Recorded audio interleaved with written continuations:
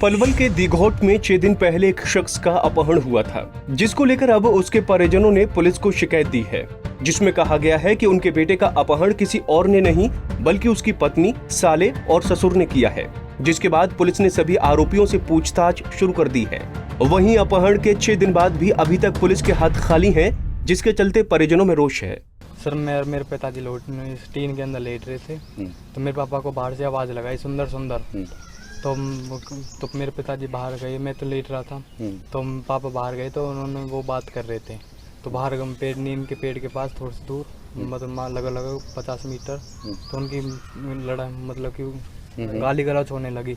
तो मैं गेट पे जाके मैंने देखा तो पापा को उन्होंने स्वापी पड़ी थी, पापा के नारे में उन्होंने स्वापी पकड़ी। तो पापा ने जोर से आवाज़ दी, कृष्ण लाठी लेकर भग के जाएगा। तो जैसे मैं यहाँ से लाठी लेके गया तो सर वो ईगो गाड़ी लेके यहाँ से निकल चुके थे। किधर की तरफ गए थे? सर ये वो रदास की तरफ गए थे। पुलिस को शिकायत दी, कोई सुनवाई हुई? पुलिस को सर शिकायत दी थी सर, अभी तक तो मेरे पापा को कोई पता नहीं लगा। रविवार की रात करीब 10:30 बजे के करीब ये लड़का था जो सुंदर का, वो भागा मेरे पास गया कि अंकल पापा को किसी ने उठा लिया है। तो हम वहाँ से जैसे ही आए यहाँ पे, तो उसने बताया कि एक गाड़ी आई थी इको, उसमें से एक बंदा उतर के नीचे आया, उसने आके बाहर से आवाज़ लगाई सुंदर। तो वो थोड़ा यहाँ से उठ के गया गेट खोल के, तो करीब वहाँ से 100 मीटर दूर उनके साथ दोनों की आपस में हाथापाई होने लगी। उसने कहा बेटा कृष्ण जल्दी जा लाठी लेके आ। जितने में ये कृष्ण यहाँ से उठा लाठी लेने के लिए उसका बेटा, तो वो वहाँ से सड़क पे पहुँच चुके थे जहाँ पे एक इको गाड़ी खड़ी थी। ये लड़का जितने भाग के गया उतने उन्होंने डाल के उसे गाड़ी में, और करीब वो 100-150 मीटर दूर गाड़ी पहुँच चुकी थी। तभी इसने कुछ पहचान में तो आया नहीं, बस उसे गाड़ी दिखाई दी कि गाड़ी में कितने बंदे ये भी नहीं पता इसको। गाड़ी दिखाई दी कि इको गाड़ी है, उसके पीछे हनुमान की जो ऑरेंज कलर की जो प्रतिमा सी होती है वो छपी हुई थी। फोन नहीं रखता था? नहीं जी, वो फोन नहीं रखता था। और हमने कोई रंजिश थी किसी से? नहीं, रंजिश थी गांव में किसी से रंजिश नहीं थी, लेकिन जो उसकी घरवाली है उससे पिछले 3 महीना से वो घर से फरार है।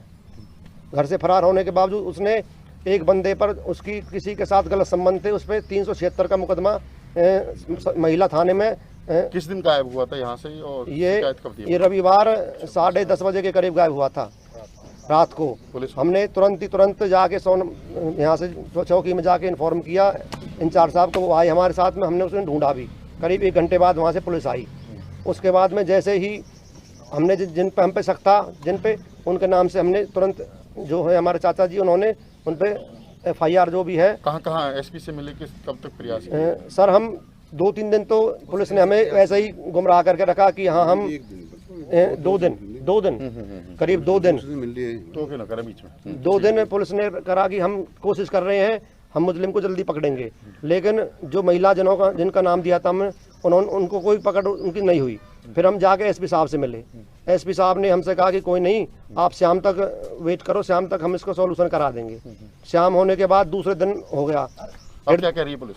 फिर दूसरे दिन एसपी साहब से जाके मिले। जिस दिन ये घटना हुई उस दिन सुंदर घर में सो रहा था। अचानक घर के बाहर से उसे किसी ने आवाज लगाई, जिसके बाद जब सुंदर ने बाहर जाकर देखा तो कुछ लोग उसे बातचीत करने लगे।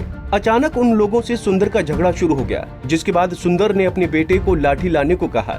जैसे ही बेटा कृष्ण लाठी लेकर लौटा, इतने में आरोपी सुंदर को गाड़ी में डालकर फरार हो गए।